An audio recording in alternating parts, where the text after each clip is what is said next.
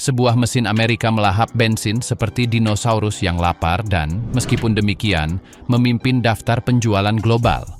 Bagi logika Eropa, ini adalah kesalahan sistemik.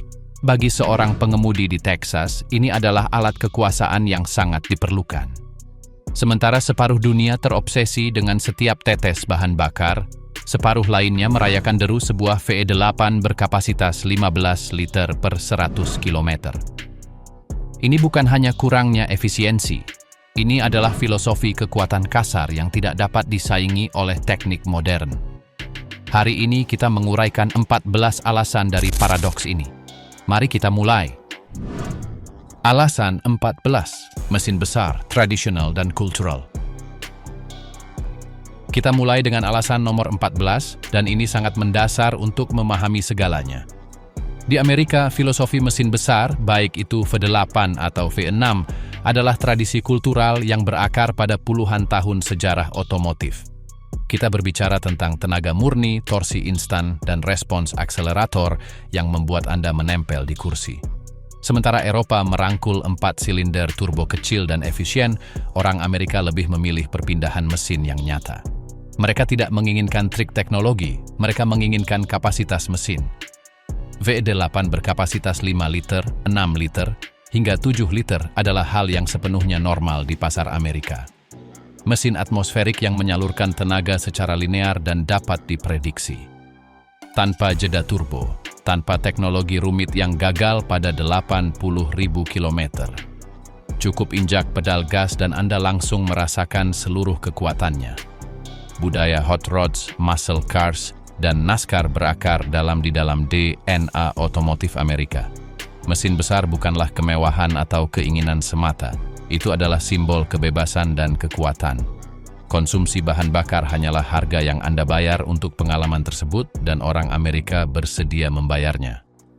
Seorang insinyur dari Detroit pernah menjelaskan kepada saya, "Kami merancang untuk emosi, orang Eropa merancang untuk efisiensi. Pelanggan kami ingin merasakan tenaga saat mereka menginjak pedal gas, bukan menghitung berapa liter per kilometer yang mereka hemat." Dan filosofi itu tercermin dalam setiap kendaraan yang keluar dari pabrik-pabrik Amerika. Selain itu, ada aspek praktis yang tidak dipertimbangkan oleh banyak orang Eropa. Sebuah mesin besar yang bekerja pada putaran rendah bertahan lebih lama daripada mesin kecil yang terus-menerus dipaksa pada putaran tinggi. Orang Amerika menghargai umur panjang dan kesederhanaan mekanis sama besarnya dengan tenaga. Alasan 13. Bensin yang secara historis murah di Amerika Serikat. Harga bensin di Amerika adalah sebagian kecil dari harga di Eropa, dan ini sepenuhnya mengubah persamaan ekonomi. Seorang warga Amerika membayar sekitar $1,20 per liter, sementara seorang warga Eropa membayar €3 per liter atau lebih. Kita berbicara tentang lebih dari 2 kali lipat harganya. Matematikanya sangat sederhana. Mengonsumsi 15 liter per setiap 100 km di Amerika Serikat lebih ekonomis dalam istilah absolut daripada mengonsumsi 8 liter di Eropa. Biaya relatifnya sepenuhnya berbeda, dan ini memengaruhi setiap keputusan pembelian. Secara historis, bensin telah murah di Amerika selama berpuluh-puluh tahun. Kebijakan energi mendukung produksi domestik, kilang minyak efisien, dan pajak atas bahan bakar rendah. Pemerintah Eropa di sisi lain mengenakan pajak yang sangat tinggi pada bensin untuk mendanai infrastruktur dan mencegah konsumsi. Di Amerika, filosofi itu tidak ada. Konsumen Amerika tidak merasakan urgensi ekonomi untuk membeli kendaraan yang efisien. Mengisi tangki 50 liter membutuhkan biaya $60. Tangki yang sama di Eropa berbiaya €150. Perbedaan drastis itu mengubah segalanya dalam psikologi pembelian. Ketika bensin murah, efisiensi bahan bakar menjadi prioritas kedua. Yang penting adalah kapasitas, kenyamanan, ruang. Seorang Amerika dapat mengisi tangki mobil pick-up-nya 2 kali seminggu dan masih menghabiskan lebih sedikit biaya bahan bakar bulanan daripada seorang Eropa yang mengisi tangki mobil diesel kecilnya sekali seminggu. Alasan 12, infrastruktur, stasiun pengisian bahan bakar yang ada di mana-mana. Di Amerika ada stasiun pengisian bahan bakar di setiap sudut. Secara harfiah, Anda dapat berkendara di jalan raya, jalan tol, atau jalan pedesaan manapun, dan Anda akan menemukan pom bensin dalam jarak yang teratur. Ketersediaan bahan bakar sama sekali tidak pernah menjadi masalah. Pada jarak jauh di jalan tol antar negara bagian, pom bensin sangat melimpah sehingga perencanaan pengisian ulang tidak diperlukan. Anda cukup berhenti saat tangki setengah kosong, isi dan lanjutkan. Tidak ada stres, tidak ada kecemasan.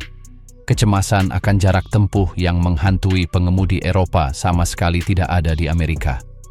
Mobil pickup Amerika memiliki tangki 100 liter atau lebih, dengan jarak tempuh 600 km di dalam kota dan 800 di jalan raya. Orang Eropa merancang mobil dengan tangki kecil berkapasitas 40 atau 50 liter, jarak tempuh terbatas, dan mereka harus menghitung dengan cermat di mana pom bensin berikutnya berada. Budaya perjalanan darat Amerika dibangun di atas kenyataan ini. Perjalanan jauh melalui jalan raya, melintasi seluruh negara bagian. Tangki besar dan konsumsi tinggi bukanlah masalah, melainkan keuntungan. Lebih sedikit pemberhentian, lebih banyak kenyamanan. Berhenti di pom bensin adalah bagian dari pengalaman, kesempatan untuk meregangkan kaki, membeli camilan, dan melanjutkan perjalanan. Di Eropa, setiap perjalanan direncanakan dengan teliti karena stasiun pengisian atau bahan bakar lebih langka, terutama di daerah pedesaan. Di Amerika, kekhawatiran itu tidak ada. Anda dapat berkendara dari New York hingga Los Angeles dan Anda tidak akan pernah berada lebih dari 50 km dari sebuah pom bensin. Alasan 11. Kendaraan yang dirancang untuk menarik beban dan bekerja. Mobil pickup dan SUV Amerika dirancang dari awal untuk pekerjaan nyata, bukan untuk bergaya di Instagram. Kita berbicara tentang menarik beban 5.000 kg secara rutin, karavan besar, kapal besar, peralatan konstruksi, trailer bermuatan. Itu bukan pilihan, bukan sesekali. Itu adalah tujuan utama kendaraan tersebut. Mesin besar, transmisi yang kuat, dan suspensi yang diperkuat bukanlah kemewahan. Itu adalah kebutuhan mutlak. Konsumsi bahan bakar hanyalah efek samping yang tidak terhindarkan dari kapasitas kerja. Di Eropa, truk komersial berukuran kecil, bertenaga diesel dan efisien, dirancang untuk beban ringan dan jarak pendek. Di Amerika, sebuah mobil pickup menggunakan bensin V8 dan bertenaga, dirancang untuk beban berat dan jarak jauh. Torsi pada putaran rendah sangat kritis untuk menarik beban secara aman dan efisien. Sebuah V8 Amerika menghasilkan 600 Nm hanya pada 2000 putaran per menit. Sebuah 4 silinder turbo Eropa membutuhkan 4000 putaran per menit untuk memberikan torsi yang serupa. Untuk pekerjaan nyata, hari demi hari, mesin besar menang karena daya tahan dan kemudahan penggunaan. Konstruksi dengan sasis tangga, poros yang kokoh, dan komponen kelas komersial berarti bahwa mobil pickup ini adalah alat kerja tahan lama yang bisa mencapai 300.000 km atau lebih. Konsumsi bahan bakar adalah investasi yang diperlukan dalam kapasitas dan daya tahan. Saya telah bertemu dengan kontraktor yang menarik peralatan konstruksi berat 6 hari seminggu. Bagi mereka, sebuah mobil pickup yang mengonsumsi 15 liter tetapi dapat bekerja selama 1 dekade tanpa masalah besar jauh lebih berharga daripada kendaraan efisien yang tidak dapat melakukan pekerjaan itu atau yang gagal pada 100.000 km. Alasan 10. Dimensi, kendaraan dan ruang yang luas. Mobil-mobil Amerika jauh lebih besar dan berat daripada tandingannya di Eropa. Ini bukan berlebihan. Ini adalah perbedaan yang terukur dan dramatis. Sebuah sedan Amerika memiliki ukuran fisik sebuah SUV Eropa. Sebuah mobil pickup Amerika memiliki ukuran sebuah truk komersial Eropa seberat 2 ton. Berat secara langsung memengaruhi konsumsi bahan bakar sesuai dengan hukum fisika. Sebuah Ford F-150 dalam konfigurasi standarnya memiliki berat 2.300 kg. Sebuah Toyota Hilux yang dianggap besar di Eropa memiliki berat 1.800 kg. Perbedaan 500 kg diterjemahkan langsung menjadi tambahan liter bahan bakar yang dikonsumsi setiap 100 km. Tidak ada cara untuk menghindarinya. Ruang interior adalah prioritas mutlak dalam desain Amerika. Kabin yang sangat luas di mana 3 orang dewasa besar dapat duduk dengan nyaman di kursi belakang. kursi-kursi besar dengan penyetelan elektrik ke segala arah. Bagasi raksasa yang dapat menelan bagasi keluarga beranggotakan 6 orang untuk liburan selama 2 minggu. Orang Eropa mengorbankan ruang demi efisiensi dan desain ringkas. Orang Amerika mengorbankan efisiensi demi kenyamanan dan kepraktisan. Jalan-jalan di Amerika lebar, tempat parkir luas, garasi rumah tinggal lapang. Segala sesuatu dalam infrastruktur fisik memungkinkan dan mendorong kendaraan besar. Orang Eropa dibatasi oleh jalan-jalan abad pertengahan yang sempit, tempat parkir yang sangat kecil, dan garasi yang hampir tidak cukup untuk sebuah mobil kecil. Orang Amerika tidak memiliki batasan fisik ini. Alasan 9, transmisi yang dioptimalkan untuk tenaga, bukan efisiensi. Transmisi Amerika secara historis adalah transmisi otomatis 4, 5 atau 6 percepatan dengan rasio gigi panjang yang dioptimalkan untuk akselerasi dan tenaga. Transmisi Eropa memiliki 8, 9 atau bahkan 10 percepatan yang dioptimalkan secara teliti untuk konsumsi bahan bakar. Konverter torsi tradisional yang digunakan dalam transmisi Amerika halus dan nyaman, memberikan perpindahan gigi yang tidak terasa dan daya tahan yang teruji. Namun, itu tidak seefisien kopling ganda Eropa. Prioritas Amerika adalah kenyamanan berkendara dan daya tahan jangka panjang. Prioritas Eropa adalah efisiensi bahan bakar yang diukur hingga mililiter terakhir. Ini mulai berubah pada generasi terbaru. Ford mengembangkan transmisi 10 percepatan, GM memiliki 9 percepatan. Namun bahkan transmisi modern ini dikalibrasi secara berbeda. Mereka dirancang untuk menyalurkan tenaga yang halus dan sensasi berkendara Amerika. Sebuah transmisi Eropa dengan spesifikasi teknis yang sama akan dikalibrasi secara agresif untuk ekonomi, dengan perpindahan gigi yang lebih awal dan pencarian konstan untuk gigi setinggi mungkin. Rasio transmisi mencerminkan filosofi budaya yang berbeda. Sebuah mobil pickup Amerika di jalan tol dengan kecepatan 120 km per jam memiliki mesin yang berputar pada 2000 putaran per menit, nyaman dan senyap. Sebuah kendaraan Eropa yang setara akan memiliki mesin pada 3000 putaran per menit, secara teknis lebih efisien tetapi lebih berisik dan kurang halus. Alasan 8, aerodinamika yang dikorbankan demi desain yang mengesankan. Mobil pickup Amerika pada dasarnya adalah kotak vertikal dengan grill besar dan kaca spion raksasa. Koefisien aerodinamisnya sebanding dengan batu bata yang terbang, CEX 0,45 atau 0,50 dalam skenario terbaik. Sebuah sedan Eropa modern memiliki 0,25 hingga 0,28. Perbedaannya sangat besar. Desain Amerika memprioritaskan kehadiran yang mengintimidasi, penampilan yang kokoh, dan fungsionalitas praktis di atas efisiensi aerodinamis. Desain Eropa mengikuti prinsip bahwa bentuk mengikuti efisiensi. Desain Amerika mengikuti prinsip bahwa bentuk mengikuti sikap dan kapasitas. Grill depan yang besar menjalankan fungsi nyata, mendinginkan mesin besar yang menghasilkan banyak panas. Namun itu juga merupakan estetika agresif yang sangat khas Amerika.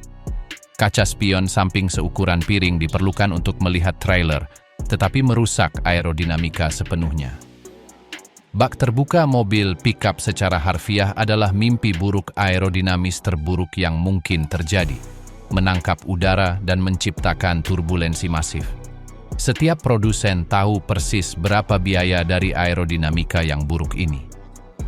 Para insinyur menghitung bahwa konsumsi meningkat antara 20 hingga 30% pada kecepatan jalan raya dibandingkan dengan desain aerodinamis yang dioptimalkan. Dan mereka menerima pengorbanan itu secara sadar karena mereka tahu pelanggan mereka menghargai hal lain. Konsumen Amerika membeli karena penampilan yang mengesankan dan kapasitas kerja. Aerodinamika berada di prioritas ketiga atau keempat. Orang Eropa membeli karena efisiensi dan biaya operasional. Aerodinamika adalah prioritas utama sejak sketsa desain pertama. Kita telah sampai di pertengahan dari 14 alasan mengapa mobil-mobil Amerika mengonsumsi begitu banyak bahan bakar namun tetap terjual jutaan unit setiap tahun. 7 alasan berikutnya akan mendalami aspek kultural, ekonomi, dan teknis yang menjelaskan paradoks yang menarik ini. Dari peraturan pemerintah hingga psikologi mendalam konsumen, Anda akan memahami mengapa logika Amerika secara fundamental berbeda dari logika Eropa. Kita lanjutkan. Alasan 7. Regulasi kafe yang kurang ketat berdasarkan kategori. Di sini kita memasuki wilayah politik dan regulasi. Corporate Average Fuel Economy, yang dikenal sebagai CAFE, mengatur rata-rata konsumsi bahan bakar dari seluruh armada produsen. Namun disinilah letak trik hukumnya. Mobil pickup dan SUV memiliki klasifikasi terpisah dengan standar yang jauh lebih longgar daripada mobil penumpang. Kendaraan yang diklasifikasikan sebagai kendaraan kerja atau komersial dibebaskan dari regulasi yang lebih ketat. Produsen secara cerdik memanfaatkan klasifikasi teknis dan hukum ini untuk menjual mobil pickup dengan konsumsi tinggi tanpa menghadapi hukuman finansial. Ini sepenuhnya legal dan produsen memanfaatkannya secara maksimal. Di Eropa, regulasi karbon dioksida dan emisi diterapkan pada semua kendaraan tanpa kecuali atau kategori khusus. Jika produsen melampaui batas yang ditetapkan, mereka membayar denda jutaan yang dapat menghancurkan margin keuntungan dari seluruh operasi Eropa. Di Amerika, regulasi memungkinkan secara struktural bagi kendaraan besar dengan konsumsi tinggi untuk ada dan berkembang secara legal. Lobi industri otomotif Amerika sangat kuat di Washington. Mereka melindungi mobil pickup dan SUV secara agresif dari regulasi yang akan mengancam langsung penjualan dan keuntungan. Di Eropa, tekanan lingkungan dari warga dan kebijakan pemerintah sangat ketat. Tidak ada pengecualian, tidak ada kategori khusus, tidak ada jalan pintas. Alasan 6. Teknologi hibrida dan listrik, adopsi yang lambat. Produsen Amerika membutuhkan waktu berpuluh-puluh tahun untuk mengadopsi hibridisasi dan elektrifikasi secara serius. Eropa dan Jepang jauh lebih maju. Toyota Prius yang revolusioner keluar pada tahun 1997. Di Amerika, Ford baru memiliki hibrida yang benar-benar serius pada tahun 2005, 8 tahun kemudian. Budaya Amerika memiliki ketidakpercayaan historis terhadap teknologi baru yang belum teruji dan preferensi yang kuat untuk mesin tradisional yang telah teruji dalam pertempuran. V8 bensin tradisional berfungsi, dapat diandalkan dan dipahami oleh mekanik manapun. Untuk apa mengubah ke sesuatu yang rumit dan berpotensi bermasalah? Di Eropa, regulasi pemerintah yang ketat memaksa inovasi dan adopsi cepat teknologi baru. Infrastruktur pengisian listrik di Amerika, bahkan hari ini, secara signifikan terbatas dibandingkan dengan Eropa atau Cina. Kecemasan akan jarak tempuh adalah hal yang nyata, terutama di negara di mana berkendara sejauh 300 km untuk mengunjungi keluarga adalah hal yang umum. Mobil pickup listrik menjanjikan kapasitas yang mengesankan tetapi memberikan hasil yang mengecewakan. Saat menarik beban nyata, jarak tempuh merosot drastis menjadi 200 km atau kurang. Perubahan akhirnya datang. Ford F-150, Lightning, Ram listrik, Chevrolet Silverado EV produsen Amerika, menginvestasikan miliaran dalam elektrifikasi. Namun adopsi konsumen lambat dan berhati-hati. Konsumen Amerika rata-rata secara fundamental konservatif dalam keputusan pembelian besar. Mereka lebih memilih apa yang dikenal dan dapat diandalkan, bensin yang selalu berfungsi, daripada listrik yang masih terasa eksperimental dan berisiko. Alasan 5. Jarak dan rata-rata perjalanan yang jauh lebih besar. Orang Amerika rata-rata berkendara sekitar 20.000 km per tahun. Orang Eropa rata-rata berkendara 12.000 km. Perbedaan 8.000 km tahunan itu sangat besar dan mencerminkan kenyataan geografis yang secara fundamental berbeda. Warga Amerika menempuh jarak jauh setiap hari sebagai bagian dari kehidupan normal. Perjalanan pulang pergi sejauh 50 km satu arah adalah hal yang sangat umum. Di Eropa, 15 km dianggap sebagai perjalanan pulang pergi yang jauh. Geografi Amerika sangat luas dengan cara yang benar-benar tidak dipahami oleh orang Eropa. Kota-kota dipisahkan oleh ratusan kilometer. Suburbanisasi ekstrem di mana tinggal 60 km dari tempat kerja adalah normal dan diterima. Orang Eropa pada umumnya tinggal relatif dekat dengan segalanya, dan transportasi umum adalah pilihan yang layak untuk banyak perjalanan. Di Amerika, mobil seringkali menjadi satu-satunya pilihan praktis. Perjalanan kerja harian sejauh 80 km pulang pergi adalah hal yang sangat umum di Texas, California, atau Florida.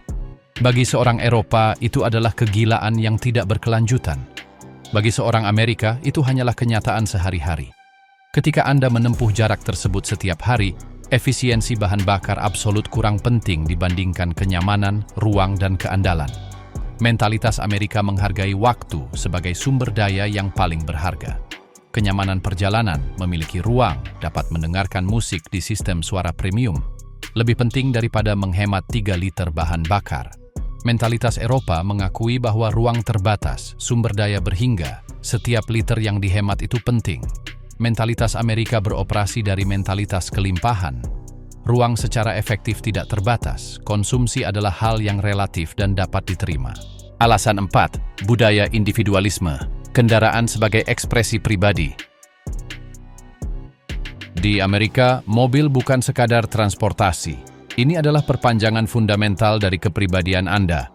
Pernyataan publik tentang siapa Anda, apa yang Anda hargai, apa yang telah Anda capai. Di Eropa, mobil didominasi sebagai alat transportasi praktis untuk pergi dari titik A ke titik B secara efisien. Sebuah mobil pickup raksasa yang ditinggikan dengan ban berukuran 40 inci bagi seorang Eropa mengatakan, Anda sedang mengompensasi sesuatu, mungkin rasa tidak aman maskulin. Bagi seorang Amerika, terutama di daerah pedesaan atau pinggiran kota, itu mengatakan, saya bekerja keras, saya mampu, saya menghargai kemandirian dan kebebasan, atau sekadar saya memiliki kebebasan ekonomi untuk memilih apa yang saya inginkan dan saya memilih ini. Modifikasi dan personalisasi adalah budaya Amerika yang mendalam.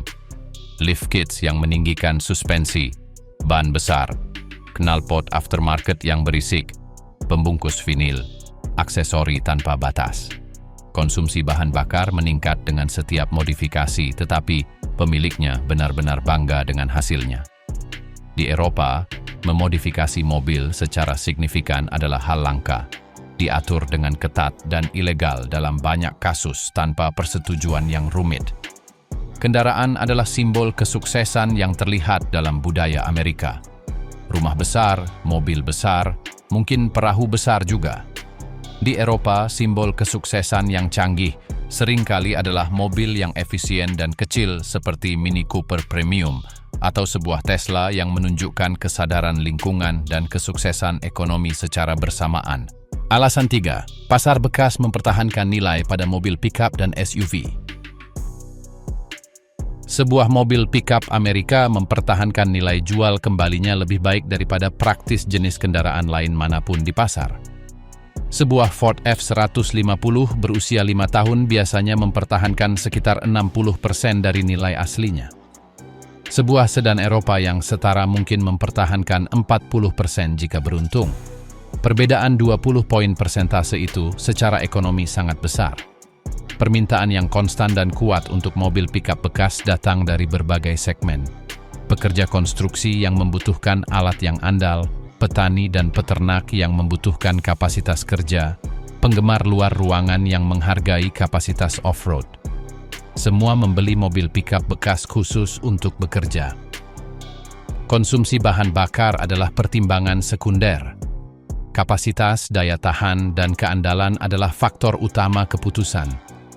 Depresiasi yang lambat berarti bahwa membeli mobil pickup baru adalah investasi finansial yang relatif cerdas. Jika Anda membeli mobil pickup baru seharga $50.000 dan menjualnya dalam 5 tahun seharga $30.000, Anda kehilangan $20.000 atau 40%. Dengan sedan Eropa yang setara, Anda dengan mudah kehilangan 60% atau lebih dari nilainya, kerugian sebesar $30.000 dalam periode yang sama.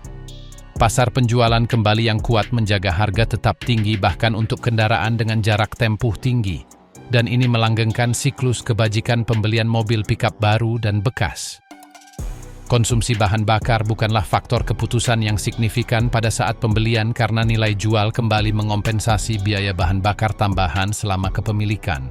Alasan 2, margin keuntungan. Produsen meraup keuntungan besar dengan mobil pickup. Seorang produsen Amerika memperoleh antara 15.000 hingga 20.000 dolar keuntungan murni untuk setiap mobil pickup yang terjual. Sebaliknya, sebuah sedan kompak menghasilkan keuntungan sekitar 3.000 dolar. Perbedaannya adalah 5 hingga 7 kali lipat keuntungan per unit. Matematika korporasi sangat sederhana dan jelas. Detroit memprioritaskan sepenuhnya mobil pickup dan SUV dalam pengembangan, pemasaran, dan produksi. Pemasaran massal dan iklan yang ada di mana-mana difokuskan hampir secara eksklusif pada kendaraan dengan keuntungan tinggi. Konsumsi bahan bakar adalah eksternalitas yang sepenuhnya diterima dalam upaya memaksimalkan keuntungan korporasi. Dealer memiliki insentif besar untuk mendorong mobil pickup. Komisi yang jauh lebih tinggi per penjualan, pembiayaan yang lebih lama yang menghasilkan lebih banyak bunga, aksesori dan tambahan yang melipat gandakan keuntungan. Konsumen rata-rata akhirnya membeli kendaraan yang lebih dari yang sebenarnya mereka butuhkan dan membayar jauh lebih mahal dari yang seharusnya. Orang Eropa membeli apa yang mereka butuhkan berdasarkan penggunaan praktis. Orang Amerika membeli apa yang mereka inginkan berdasarkan keinginan dan aspirasi. Dan produsen memberikan insentif agresif terhadap perilaku tersebut. Lobi politik di Washington melindungi mobil pickup dengan sengit. Regulasi yang menguntungkan, subsidi tidak langsung melalui klasifikasi kendaraan komersial, perlawanan terhadap standar efisiensi yang lebih ketat. Industri otomotif Amerika secara harfiah dibangun di atas keuntungan besar dari mobil pickup dan SUV. Mengubah model bisnis secara fundamental akan meruntuhkan ekonomi wilayah-wilayah di Michigan, Ohio, dan negara bagian manufaktur lainnya. Alasan 1, identitas budaya Amerika, kebebasan memilih. Dan kita akhirnya sampai pada alasan nomor 1, yang paling dalam dan mendasar. Di jantung absolut dari paradoks ini adalah identitas budaya Amerika. Kebebasan untuk memilih dan mengonsumsi tepat apa yang Anda inginkan tanpa pemerintah memberitahu Anda apa yang harus dilakukan. Pemerintah Eropa mengatur, membatasi, membimbing dengan tangan yang tegas. Orang Amerika bersikeras bahwa kebebasan individu melampaui efisiensi kolektif. Mobil pickup bukan sekadar kendaraan di Amerika. Ini adalah simbol kuat dari perbatasan historis Amerika, dari perintis yang menaklukkan benua, dari semangat independen yang menolak otoritas eksternal. Ini adalah kebebasan untuk pergi kemanapun Anda mau, melakukan apapun yang Anda inginkan, tanpa meminta izin kepada siapapun. Seorang Eropa benar-benar tidak memahaminya karena itu tidak terkodifikasi dalam DNA budaya historis mereka dengan cara yang sama. Konsumsi bahan bakar yang tinggi dipandang dan diterima sebagai harga yang tidak terhindarkan dari kebebasan pribadi. Rata-rata orang Amerika membayarnya dengan senang hati dan tanpa rasa kesal. Orang Eropa melihatnya sebagai ketidaktanggung-jawaban lingkungan dan sosial. Orang Amerika melihatnya sebagai hak yang tidak dapat dicabut yang sama fundamentalnya dengan kebebasan berbicara. Regulasi pemerintah dan pembatasan konsumsi bahan bakar seringkali dipandang sebagai serangan langsung terhadap kebebasan pribadi dalam mentalitas Amerika. Bagi seorang Eropa, itu adalah tanggung jawab lingkungan dan sosial dasar.